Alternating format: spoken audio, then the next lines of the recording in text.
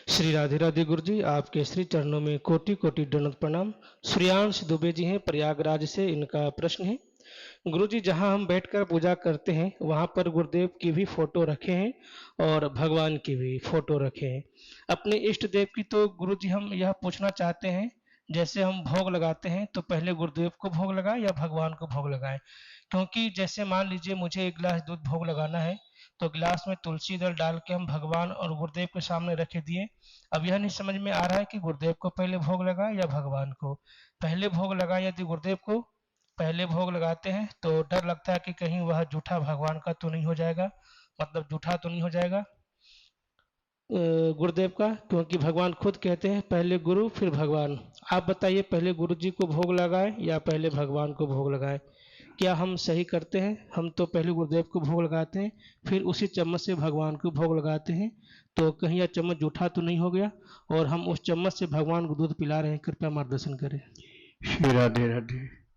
संतों ने भगवान को ही पहले स्वीकार किया है कि भगवान को ही भोग लगाओ। सर्वोत्तम यही होता है कि भगवान का लगा हुआ भोग ही प्रसाद के रूप में सब ग्रहण करते हैं। अब यदि आपको वात्सल्य भाव है, भगवान के प्रति वात्सल्य भाव है, तो आप गुरुदेव के प्रति आप ज़्यादा श्रेष्ठ आपका भाव होगा, क्योंकि गुरुदेव को तो आप महान मानते होंगे, भगवान को बच्चा मानेंगे। यदि वात्सल्य भाव है तो आप भगवान को तो अपना बच्चा मानेंगे, गुरुदेव को तो आप बहुत महान मानेंगे। इस दृष्टि से पहले गुरुदेव को भोग लगेगा, लेकिन उसमें एक अपराध होने की संभावना है। क्या अपराध होने की? कि आप वह प्रसाद दूसरों को देंगे तो उन्हें स्वीकार नहीं होगा। आप बिल्कुल अकेले रहते हों और वात्सल्य भाव आपका है और गुरु के प्रति बड़ा ऊंचा भाव है आपका, तो गुरु को भोग लगा हुआ भगवान को आप दे सकते हैं, लेकिन सार्वजनिक रूप से नहीं कर सकते आप, नहीं तो दोष लगेगा आपको, क्योंकि सबके लिए नियम नहीं होता है।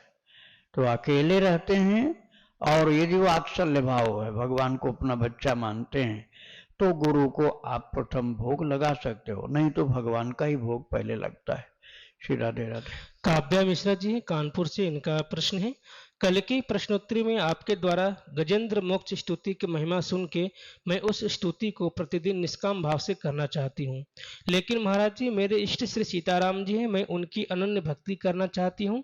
दास्य भाव है मेरा, तो क्या गजेंद्र मोक्ष की स्तुति करने से मेरी अनन्यता में कमी मानी जाएगी? क्या ये अन्य आश्रय माना जाएगा? कृपया संशय का समाधान करें। श्री राधे राधे। बिल्कुल अन्य वाली बात ही नहीं है। आप गजेंद्र स्तुति जो है, गजेंद्र मोक्ष की स्तुति, उसको आप जब पढ़ेंगे, अर्थ सहित पढ़िए, तो उसमें भगवान के ही सब नाम हैं और उसमें भगवान के गुण हैं। तो उसमें सभी अवतारों की जो शक्ति है, लीला है, नाम है, एक संक्षिप्त रूप में सब मिल करके वो स्तुति बनी हुई है। तो उसमें आप चाहे जो आपके इष्ट हों, सबके लिए लागू होता है वो। तो आपकी अनन्यता में कोई गड़बड़ी नहीं आएगी। आप गजेंद्र मोक्ष स्तुति प्रातः ब्रह्म मुहूर्त में पढ़िए तो सर्वोत्तम है। श्री राधे राधे। आशीष शर्मा जी हैं करौली राजस्थान से, इनका प्रश्न है, महाराज जी मेरा रोग नहीं मिट रहा है, मैं दवा खाकर परेशान हो गया हूँ, लेकिन मेरा रोग नहीं मिट रहा है। और महाराज जी मेरा राम नाम का जब भी करता हूँ, लेकिन इसका भी मुझे कोई फल नहीं मिल रहा है, कारोबार पूरी तरह से चौपट हो गया है। कृपया मेरा समस्या का समाधान करें। रोग का नाम नहीं बताया कि रोग नहीं मिट रहा है? अच्छा, तो रोग की बात तो आपने बताया नहीं है। आप उसको जिस तरह की बीमारी हो, पहले उस तरह के डॉक्टर के पास, उसके स्पेशलिस्ट के पास जाओ और चेकअप करवाओ, जितने इन्वेस्टिगेशन होते हैं जब डॉक्टर बताएगा उसके अनुसार, और फिर आप इलाज कराओ। बीमारी की बात तो ये है।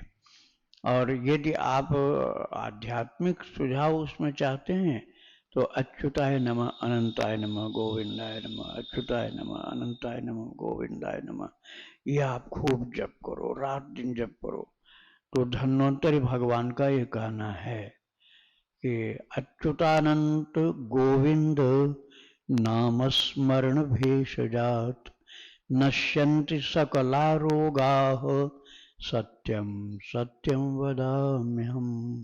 भगवान धन्वंतर जी ने कहा है अच्युत अनंत गोविंद का नाम सभी बीमारियों का नाश करता है। अच्छा, ये तो हुई इनके रोग वाली बात। और क्या बताया, जब को व्यर्थ जा रहा है? हाँ, तो ये व्यर्थ नहीं कहा जा सकता है। आपके कारोबार में फायदा नहीं हुआ इतना तो आप कह सकते हैं, लेकिन व्यर्थ नहीं जा रहा है नाम। नाम व्यर्थ जा ही नहीं सकता है।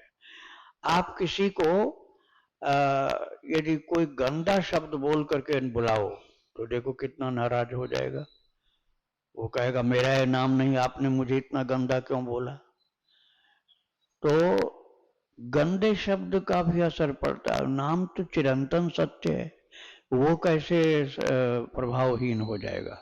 नाम तो प्रभावहीन नहीं हो सकता है। अब आपके जो व्यावसायिक लाभ की बात आपने सोचा है, उसमें आपका प्रारब्ध बाधक बढ़ रहा है। प्रारब्ध ज्यादा ही भयंकर है। ज्यादा भयंकर प्रारब्ध होगा तो वो इतने थोड़ी सी साधना से एकदम प्रभावित हो जाए, संभव नहीं। कारण ये है कि वो पूर्व जन्म के कर्मों के अनुसार बन के आया प्रारब्ध। और अभी आप नाम जप कर रहे हैं, ये तो अभी कर रहे हैं, ये पूर्व जन्म में तो किया नहीं था।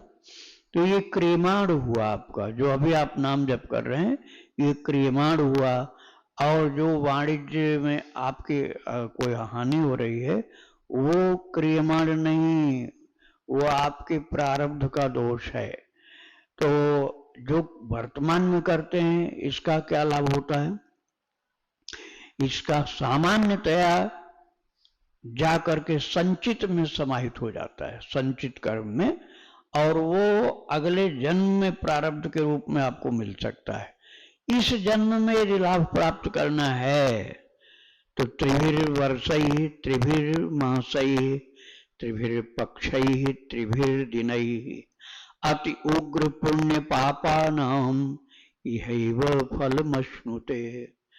बहुत उग्र, अति उग्र पुण्य हो या अति उग्र पाप हो तो ही उसका फल इस जन्म में मिलता है। सामान्य का नहीं मिलता इस जन्म में, अगले जन्म में मिलेगा।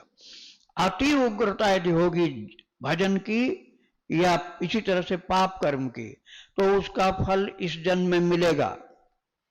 तो कितने दिन में मिलेगा? त्रिभिर्वर्षैः 3 साल में शुरू होगा, या त्रिभिर्मासैः बहुत जान लगा करके रात दिन भजन करोगे तब 3 मास, और उसके साथ कठोर तपस्या होगी तो 3 पक्ष। त्रिभिर्मासैः त्रिभिर्वर्षैः त्रिभिर्मासैः त्रिभिर्पक्षैः त्रिभिर्दिनैः। कोई है साधक जिसने खाना पीना मरना जीना सबकी चिंता छोड़ दिया और लग गया रात दिन अंधाधुंध, सोना तक त्याग दिया, तो 3 दिन के बाद ही उसकी शुरुआत हो जाएगी। प्रारब्ध में थोड़ा चेंज करना शुरू कर देगा वो। तो आपका जो प्रारब्ध है ना उसकी बाधा है। भजन करना बंद मत करना, खूब भजन करो। कुछ समय के बाद परिवर्तन आंशिक रूप से शुरू होगा, ऐसा नहीं कि पूरा का पूरा मूल चूल परिवर्तन हो जाए। श्री राधे राधे। प्रश्न गुरुजी मेरे पास जो रामचरितमानस है उसमें 8 कांड है, लेकिन अधिकतर लोग 7 कांड ही बताते हैं। कृपया बताने का कृपा करें कि क्या पाठ के समय 8वें कांड यानी कि लवकुश कांड का पाठ करना चाहिए या नहीं। लवकुश कांड पाठ आप करना चाहें तो कर सकते हैं, असत्य तो है नहीं वो, लेकिन वो तुलसीदास जी का लिखा हुआ नहीं है, बस केवल इतना अंतर है। उसको ज्वाला प्रसाद जी ने लिखा था। ज्वाला प्रसाद जी नाम के एक बहुत अच्छे कवि थे, उन्होंने लिखा था लवकुश कांड। उन्होंने उसको पुराणों से लेकर लिखा था, मनमानी नहीं लिखा था। और तुलसीदास जी को सीता का वन में भेज देना और पाताल में प्रवेश होना, ये सब तुलसीदास जी को सहन के बाहर था, इसलिए उन्होंने उस कथा को अपने मानस में नहीं लिया। तो उन्होंने लव कुश कांड नहीं लिखा, इसलिए 7 कांड उसमें है गीता प्रेस वाली रामायण में। अब आपके पास जो रामायण है वो वेंकटेश्वर स्टीम प्रेस बॉम्बे की है, उसमें है 8 कांड। तो उस ज्वाला प्रसाद का लिखा हुआ क्षेपक कांड है, वो आप पाठ कर सकते हैं। वो थोड़ा सा विषाद दुख की कथा है उसमें, इसलिए गोस्वामी जी को सहन नहीं हुआ वो, क्योंकि बहुत ही प्रेमी भक्त थे। उनको माता का विछोह होना और वन के दुख झेलना, ये सब उनको सहन नहीं हो सकता था, इसलिए उस कथा को उन्होंने नहीं वर्णन किया। श्री राधे राधे। इनका दूसरा प्रश्न है, गुरुजी यदि सत्संग या भागवत कथा आदि में जानने का समय नहीं हो तो क्या भागवत कथा या भगवान का कोई प्रसंग टीवी पर सुनने पर भी लाभकार होता है या नहीं? टीवी पर सुनने पर तो होगा फायदा, लेकिन बीच बीच में जो ब्रेक आएगा, बिजनेस का प्रचार, और बिजनेस का प्रचार जो आएगा आपको वो भी देखना पड़ेगा, आपको वो भी देखना पड़ेगा। तो उस समय आप या तो मुंह घुमा लीजिए और या आवाज बंद कर दीजिए, फिर आप उधर बिल्कुल ध्यान नहीं दीजिए बिजनेस वाली प्रचार की चीजों में, तो आपको लाभ मिलेगा। श्री राधे राधे। इनका अगला प्रश्न है, गुरुजी मैं काफी समय से शिव जी की पूजा व व्रत रखता हूँ। मैंने सुना है कि शिव जी को वही भक्ति प्रिय है जो राम नाम जपता है, अतः कुछ समय से रामचरितमानस का रोजाना पाठ और राम कृष्ण नाम का संकीर्तन अधिक करता हूँ। मैं किसी समुदाय से दीक्षित तो नहीं हूँ, शिव जी को ही अपना सब कुछ मानता हूँ। कृपया बताएं कि शिव जी के प्रति कोई अपराध तो नहीं हो रहा है? अपराध नहीं हो रहा, अच्छा हो रहा है। ये रामायण की जो रचना तुलसीदास जी की आप पढ़ते हैं ना, उन्होंने खुद लिखा है। क्या लिखा? रच महेश निज मानस राखा। तुलसीदास जी लिखते हैं कि ये मेरी रचना नहीं है। रच महेश निज मानस राखा, पाई सो समय शिवासन भाखा। उन्होंने लिखा है कि ये रचना मेरी नहीं है। रच महेश निज मानस राखा, अपने मन मस्तिष्क में इस रचना को संभाल कर रचना करके रखा था। शिवजी ने श्रोता की तलाश कर रहे थे। रच महेश निज मानस राखा, पाई सुसमय शिवासन भाखा। अच्छा उपयुक्त समय देख करके फिर पार्वती जी को सुनाया। भाषाबद्ध करब हम सोई, मोरे उर प्रबोध जय होई। उसी को जो शिव जी ने रचना किया था और पार्वती को सुनाया था, वही मैं भाषाबद्ध हिंदी में करने जा रहा हूं। तुलसीदास जी ने पहले रचना हुई थी संस्कृत में, अब वो करें भाषाबद्ध अर्थात लौकिक भाषा। भाषाबद्ध करब हम सोई, मोरे मन प्रबोध जय होई। तुलसीदास जी कहते हैं जो शिव जी की रचना है उसी को मैं लौकिक भाषा में अब लिखने जा रहा हूं, जिससे मेरे मन को प्रबोध प्राप्त हो जाए। तो आप जो शिव जी की रचना पाठ कर रहे हैं, यदि मानस पाठ कर रहे हैं, तो शिव जी प्रसन्न होंगे ही होंगे, क्योंकि उनको इतना प्रिय है कि उन्होंने अपनी प्रेयसी को सर्वप्रथम सुनाया, दूसरों को बाद में सुनने को मिला। श्री राधे राधे। इनका आखिरी प्रश्न है, मैं रोजाना 10 दोहे अर्थ सहित रामचरितमानस का पढ़ता हूँ, तो उसको पाठ या अध्ययन में से क्या बोलेंगे? रामचरितमानस के 10 दोहे पढ़ते हैं, और अध्ययन तो तब होगा जब आप अर्थ सहित पढ़ो और अर्थ पर विचार भी करो, तो वह अध्ययन हुआ। और आप चौपाई दोहे पढ़ते जा रहे हो तो ये अध्ययन नहीं है, पाठ हुआ। श्री राधे राधे। ममता सोनी जी, इनका प्रश्न है, हमारे यहाँ शिव जी, दुर्गा जी, सरस्वती जी के प्लास्टर ऑफ पेरिस का विग्रह है, तो इनकी पूजा हम कर सकते हैं? देखो, विग्रह में धातु को नहीं देखा जाता, मेटल को, उसके मटेरियल को देखने का काम मूर्तिकार का होता है, भक्त का नहीं। मूर्तिकार तो मूर्ति जब बनाता है तो उसका काम होता है कि कौन सी मटेरियल अच्छी इसमें सही रहेगी, कौन सा मेटल, कौन सा स्टोन अच्छा रहेगा। ये दृष्टि भक्त की नहीं होती, मूर्तिकार की होती है। भक्त की दृष्टि ये होती है हमारे ठाकुर जी कितने अच्छे लग रहे हैं, कितनी सुंदर शोभा है, ऐसा लगता है जैसे बात बोल देंगे, बात करेंगे हमसे। इनका ध्यान करने पर तो बड़ी शीतलता, शांति मिल रही, आनंद आ रहा है। तो भक्त उनके श्रृंगार, उनको भोग लगाना, उनकी आरती करना, ये सब सोचता है। भक्त कभी भी मूर्तिकार वाली दृष्टि नहीं रखता। तो आप ये मत सोचो कि कौन चीज के ठाकुर जी हैं। जो भी ठाकुर जी आए, अपने प्यारे से ठाकुर जी कौन सा रूप धारण करके आए ये वो जाने। अब किसने बनाया वो हमारा सब्जेक्ट नहीं है। क्या क्या मटेरियल यूज किया वो भी अपना सब्जेक्ट नहीं, अर्थात भक्त का सब्जेक्ट वो नहीं है, उस पर विचार नहीं करना चाहिए। राधे राधे।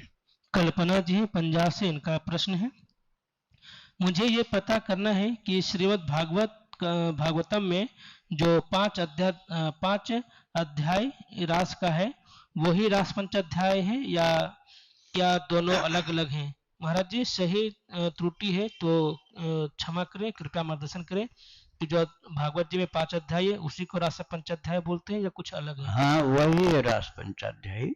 पुस्तक के रूप में अलग मिलता भी है। जैसे सुंदरकांड आप मानस पढ़ोगे तो सुंदरकांड ग्रंथ के बीच में आता है, अब उसको अलग करके सुंदरकांड नाम की पुस्तक भी मिलती है। ऐसे ही रास पंचाध्यायी 10वें स्कंद के पूर्वार्ध में वर्णित है, 5 अध्याय। उसको पृथक कर दिया भक्तों के लिए सुविधा करने के लिए। तो आप चाहे भागवत से पढ़ लो, चाहे अलग से छपी हुई उसको पढ़ लो, एक ही बात है। राधे राधे। कर्णवीर जी हैं, इनका प्रश्न है, हम सत्संग में ऐसा सुनते हैं कि जो कुछ भी सुख दुख हमें मिलता है सब हमारे कर्मों का खेल है, भगवान कभी किसी का अमंगल नहीं करते। इसलिए अब जब मैं कभी कोई घटना सुनता हूँ कि कोई एक्सीडेंट हो गया या कहीं आग लग गई, प्लेन क्रैश हो गया इत्यादि, तो कभी मन में यह नहीं आता है कि बहुत बुरा हुआ। ऐसा विचार आता है कि सब कर्मों का खेल है। लेकिन इस पर विचार करने पे एहसास होता है कि ये तो बहुत पत्थर दिल स्वभाव हो रहा है मेरा। इसके विपरीत भक्तों के विषय में तो ऐसा सुना है कि बहुत ही दयालु स्वभाव के होते हैं, दूसरों के दुख को अपना दुख मानते हैं और हमेशा सुख प्रदान करने की कोशिश करते हैं। ऐसे में यह समझ नहीं आता कि कैसा स्वभाव उचित है। ऐसी दुर्घटनाओं की खबर सुनकर हमारे क्या भाव बनने चाहिए, कृपया मार्गदर्शन करें। इससे ये भाव बनाना चाहिए आपको कि इसी तरह से क्षणभंगुर हमारा शरीर भी है। जैसे जिनका आप समाचार सुन रहे हो, ऐसे किसी दिन अपनी भी डेथ हो सकती है, हमारी भी। रास्ता चलते हो सकती है, घर में रहते हो सकती है। तो हम क्या लेकर जाएंगे? भगवान के पास जाएंगे कि धर्मराज के पास जाएंगे कि कहाँ जाएंगे? रुपया पैसा तो जाएगा नहीं, घर की धन दौलत तो जाएगी नहीं, और रिश्तेदारी की जो प्रेम है, दुश्मनी है, वो सब तो जाएगा नहीं। तो क्या जाएगा? यदि भक्ति किए हो तो बच जाएगा, तुम्हारे साथ अपने आप जाएगा। उसके लिए आपको उठाना ढोना नहीं पड़ेगा, आपको कुछ भी श्रम नहीं करना होगा। जो आपने भजन किया है, पुण्य किया है, हेल्प किया है, किसी की सहायता किया है, भजन किया, ध्यान किया, भक्ति किया, वो सब जाएगा। तो हमें ये ध्यान देना, इसी तरह से किसी दिन अपना, मेरा अर्थात मेरा एक्सीडेंट हो सकता है, जीवन क्षणिक है, एक बात तो है। दूसरी बात, यदि मौका मिलता है और हम हेल्प कर सकते हैं तो हमें करनी चाहिए हेल्प, कि उनको, ये जो जिंदा हैं उनके लिए औषधि का, भोजन का, और कोई भी एम्बुलेंस का या हॉस्पिटल का हम हेल्प कर सकें तो हमें करना चाहिए, क्योंकि वो हमारा धर्म है। इसीलिए हमको शरीर मिला है कि पर दुख कातर होकर सबकी सेवा करो। यदि क्षमता है तो ये करना चाहिए। विवेक जो है कि मरण धर्मा मनुष्य प्रारब्ध पूर्ण होते ही चला जाता है शरीर छोड़कर। ये विवेक ये नहीं कहता है कि आप किसी की सेवा नहीं करोगे, ये ज्ञान ये नहीं कहता है कि आप किसी की सेवा नहीं करोगे, सेवा करोगे, लेकिन आप सावधान हो जाओ कि ऐसा अपने साथ भी हो सकता है। दूसरी बात यह कि वो कर्म का विधान वो प्रारब्धानुसार नियत समय पर घटित हुआ, उसमें हमको आसक्ति, राग, द्वेष, मोह ये नहीं करना है। अपने कर्तव्य का पालन करना, भक्ति करनी है और कर्तव्य का सेवा परायण होकर पालन करना, राग, द्वेष, मोह, ममता से मुक्त होकर करना है। ये उससे शिक्षा मिलती है। श्री राधे। मीना त्रिपाठी जी हैं गुरु जी, इनका प्रश्न है, गुरु जी आज सुबह 4 बजे सपना आया कि मेरे घर में बहुत सारे साधु संत आए थे, उनको चावल दी और वो बोले कि आपकी मृत्यु निकट आ गई है। तो मैं उनको बोली कि अभी नाती पोता देखना है करके, तो वो लोग बहुत हंसे और हंस रहे थे। इसका क्या संकेत है? वो क्या कुछ संकेत दे रहे थे? कृपया मार्गदर्शन करें। संकेत ये है कि आपको कृपा करके शरीर के विनाशी स्वरूप की याद दिला रहे थे वो, कि ये शरीर मरण धर्म है, ये अनित्य है, ये विनाशी है, इसकी याद दिला रहे थे। और आपने जो नाती पोते की बात की तो उन्होंने इसलिए हंसी में उसको टाल दिया कि ऐसे नाती पोते पिछले जन्म में भी तुमको मिले थे, अब तुम्हें याद नहीं है। उसके पिछले जन्म में भी मिले थे, उनकी याद नहीं है। लाखों करोड़ों बार ऐसे नाती पोते मिले हैं और सबको छोड़ के आए हो। अब एक जो सामने है उसी के लिए तुम्हें इतनी चिंता है, कितने तो छूट गए। इसलिए इनके मोह को त्यागो। शरीर की अनित्यता जो है उसका संकेत किया उन्होंने कि तुम्हारा जीवन थोड़े दिन का है, भक्ति कर लो। राधे राधे। शिवहान सिंह जी लखनऊ से, इनका प्रश्न है, प्रातः लेत जे नाम हमारा, तेहि दीन ताहि न मिले आहारा। इस दोहा चौपाई का क्या अर्थ है? कृपया विस्तार से समझाएं। श्री राधे राधे। सुंदरकांड की चौपाई है, प्रात लेत जो नाम हमारा, तेहि दिन ताहि न मिले आहारा। ये हनुमान जी ने कहा है। हनुमान जी ने किससे कहा? विभीषण जी से। असमय अधम सखा सुनो, मोहू पर रघुवीर। हे विभीषण, मैं इतना अधम हूं, कितना अधम कि मेरा नाम यदि सुबह कोई ले ले तो उसको दिन भर भोजन नहीं मिलेगा। तो क्या हनुमान जी का पाठ तो आपने किया कभी, हनुमान चालीसा या सुंदरकांड? तो आपको भोजन नहीं मिला? मिलता है। तो फिर हनुमान जी ने क्यों कहा है? हनुमान जी ने इसलिए कहा कि विभीषण, तुम राम जी की भक्ति कर रहे हो और तुमको भरोसा नहीं हो पा रहा है, निराश हो रहे हो, दुखी हो रहे हो कि प्रभु मिलेंगे कि नहीं, तो तुम पहले मुझको देख लो कि मैं कितना असमय अधम सखा सुन मोहू पर रघुवीर। इतना मैं अधम हूं, इस अधम पर भी भगवान की ऐसी कृपा। अस कही कपि गदगद भय, भरे विलोचन नीर। कहते हैं अधम में कितना हूं। अब वो वानर रूप की बात बता रहे हैं कि मैं वानर हूं, और एक वानर का नाम सवेरे सवेरे लो तो भोजन हो सकता न मिले, इतना अधम है वो। लेकिन हनुमान जी अधम नहीं है।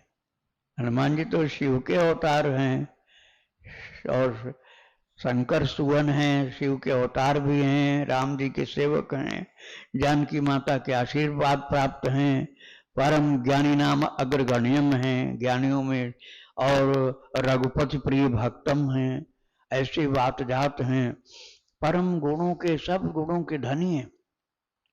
परम कृपा उनके ऊपर, सीताराम जी की दोनों की कृपा है। तो वो अपने इन अवगुणों की बात क्यों किए हैं? अवगुणों की बात ये इसलिए की गई है कि भक्त को अपना दोष देखना चाहिए, अपनी विशेषताएं नहीं।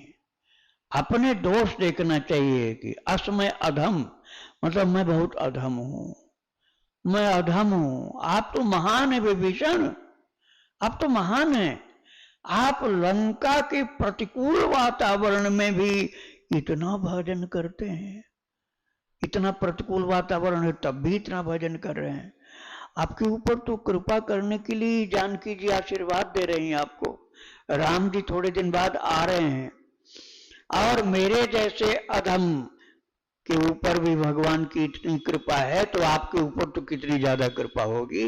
ये धैर्य देने के लिए, उनकी भक्ति को और आगे बढ़ाने के लिए हनुमान जी ने अपने छोटेपन की बात अर्थात अपने अवगुणों को देखने की कोशिश की है और भक्त के गुण की प्रशंसा की है। श्री राधे राधे। बरसाना से चंपक मंजरी जी, इनका प्रश्न है, महाराज जी क्या कोई ऐसी विधि नाम जप की है जिसमें कम समय जाप करने से ज्यादा जाप का फल मिले और मन भी जल्दी पवित्र हो, जैसे कि आधा घंटा जप करने से 2 घंटे जितना लाभ मिले?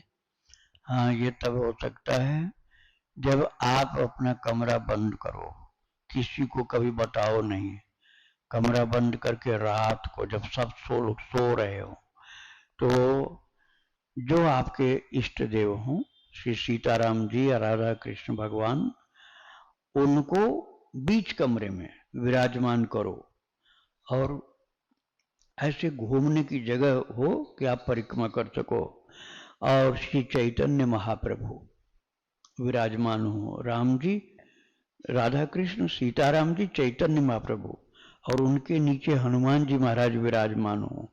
और जिन जिन संतों की चरितावली आपने सुना है, भक्ति आश्रम चैनल पर भक्त चरित सुनाई जाता है, उनमें से जिनका चित्र आपके पास हो, जैसे श्री उड़िया बाबा का, कार्तिकेय जी का, श्री सुदर्शन सिंह चक्र जी का, हनुमान प्रसाद पोद्दार जी महाराज का, राधा बाबा का, जिन जिन संतों का चित्र आपके पास हो तो भगवान के चित्र के नीचे उन सब की सजावट करो और फिर वहां दीपक जलाओ।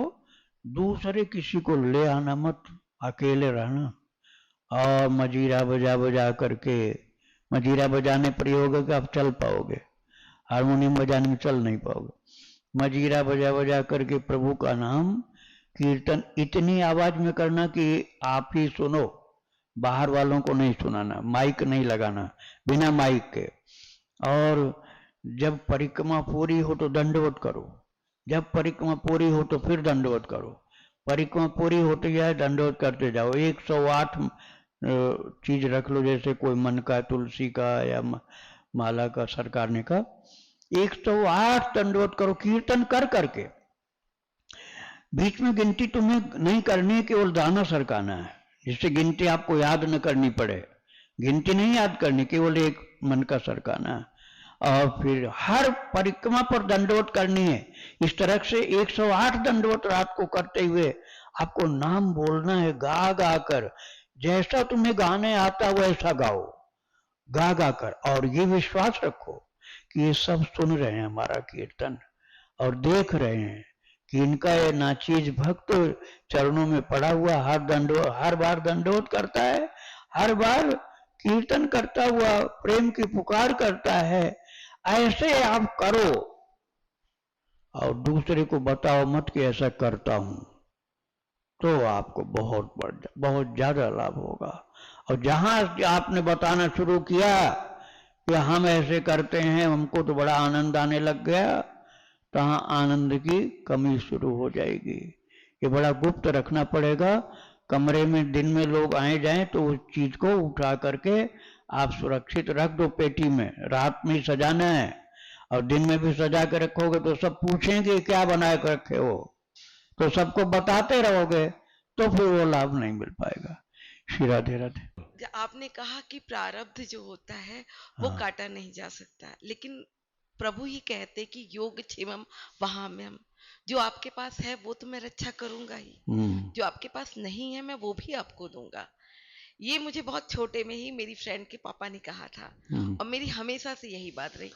मेरे यहाँ काली जी की पूजा होती है और कृष्ण की भी होती है, कृष्ण मेरे इष्ट हैं, तो कुछ भी होता है तो मैं हमेशा ये बात कहती, कान्हा तो है ना, कुछ भी हो, जैसे पिक्चर जाना है, फर्स्ट शो कभी जाना था तो कहीं टिकट नहीं मिलेगा, फ्रेंड्स लोगों ने कहा, और नहीं मिलेगा तो तुम पे, हमने कहा कान्हा है ना, वहां गई तो ऐसा हुआ कि हम 2 लोग थे और वो 3 टिकट लेके कोई खड़ा था। तो ये हमेशा अटल रही मेरा ये विश्वास कि कान्हा है, वो कैसे होगा? हाँ बता रहे, हाँ वो बात जो ठाकुर जी ने कही वो गलत नहीं हो सकती। अनन्य शर्त उसमें लग गई, शर्त अनन्याश्चिन्तयन्तो माम ये जना पर्युपासते तेषां नित्याभियुक्तानां योगक्षेमं वहाम्यहम्। गीता जी के 9वें अध्याय का 22वां श्लोक है। ये भगवान की वाणी असत्य तो हो ही नहीं सकती है, ये सत्य है, पूर्ण सत्य है। वो शर्त माननी पड़ेगी। अनन्य भाव से जो प्रभु का चिंतन करता रहता है, भगवत शरणागत भक्त है, उसके योगक्षेम का भार वहन करते हैं प्रभु स्वीकार। किंतु वो बात भी सत्य है, प्रारब्ध वाली वो बात मैं बता रहा हूं। जैसे उन्होंने आपके लिए सब सुविधा कर दी और जो कम था वो भी दे दिया और जो है उसको बचा के भी रखा, ये एक सामान्य अर्थ है। गहरा अर्थ ये है कि भगवान जो आपके अंदर की भक्ति है उसकी रखवाली करते हैं। क्षेम वाली बात जो है ना, उसकी रखवाली करते हैं, और जो भक्ति में कमी है उसको और बढ़ा देते हैं, वो योग हो गया। जो भक्ति में प्रेम में कमी उसको भगवान बढ़ाते हैं, योग हो गया। और जो आपको उपलब्ध हो चुका उसकी रखवाली, भक्ति की रखवाली बाहरी वस्तुओं की भी करते हैं, वो गलत नहीं है, बाहरी वस्तुओं की भी करते हैं, और अंदर की भक्ति की भी व्यवस्था, रक्षा और उपलब्धि प्रभु कराते हैं। बीच बीच में भक्त के सम्मुख भी कष्ट आता है, बड़ा से बड़ा भक्त हो कभी कभी आता है, वो भगवान संभालते हैं। उस समय उसकी चेतना को डाइवर्ट कर देते हैं, शरीर से निकल के भगवान के चरणों में चेतना पहुंच जाते। अब होता रहे शरीर पर जो हो रहा है, और शरीर पर होता है, अस्पताल ले जाओ चाहे कुछ भी कराओ, उस भक्त की चेतना भगवान के चरणों से जुड़ी हुई। लोग बताएंगे अरे तुमको ऐसा हो गया था, वो हंसता कहता हमको तो पता नहीं कि कब हुआ कब नहीं हुआ। अर्थात मूर्छा अवस्था में सब कुछ हो गया और भक्ति भी चल रही, अंतर्मुखी भक्ति। बाहर जब हुआ, बाहर मन हुआ, तब उन्होंने देखा अरे के तो खेल हो गया कन्हैया का, मुझे तो कष्ट होने नहीं दिया और प्रारब्ध का खेल ठाकुर जी ने ये कर दिया।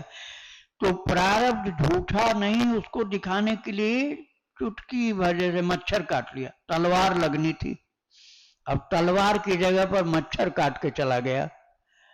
अब या स्वप्न में देख लिया कि तलवार लगी, जगह तो कुछ नहीं। अर्थात प्रारब्ध को छोटा बना के भुगताया और उस कष्ट से भक्त को बचाया। देखने वालों को लगता है कि इतना भजन करते हैं तब भी बीमार पड़े हैं, और उस भक्त से पूछो वो हंसने लगता है, वो कहता है हमारा ध्यान तो था ही नहीं कि हम बीमार हैं, हमारा तो ध्यान ही नहीं था कि हम बीमार। तो प्रारब्ध वाली बात सत्य है, लेकिन भगवान उसको भुगता देते हैं ऐसे कि वो परेशानी से बच जाता है, और भक्ति की उसकी रक्षा भी प्रभु करते हैं और प्रारब्ध को झेल कर किनारे कर देता है वो। श्री राधे राधे। अनन्य भक्ति कैसे हो, हाँ, ये मेरा भरोसा कि खाना है हमेशा कैसे बना हाँ रहे। आप बता देते हैं। अनन्य का अर्थ होता अन्य जहां नहीं है। जैसे अन्य का अभाव हो गया, वो अनन्य हो गया। अब वहां पर केवल भगवान का ही भरोसा रहेगा। रक्षिष्यति विश्वास गोप्तृत्व वर्णम तथा, ये नारद जी ने कहा नारद पांचरात्र में, ये रक्षिष्यति विश्वास, हमको अपने कन्हैया पर विश्वास ऐसा है, वो हमारी रखवाली करेगा, रक्षा करेगा, वही संभालेगा। तो ऐसा जो पवित्र विश्वास है उसके साथ ये हो गया, अब हमें किसी और की जरूरत ही नहीं, हम तो गोपाल के भरोसे चलते हैं। यही अनन्यता है। श्री राधे राधे।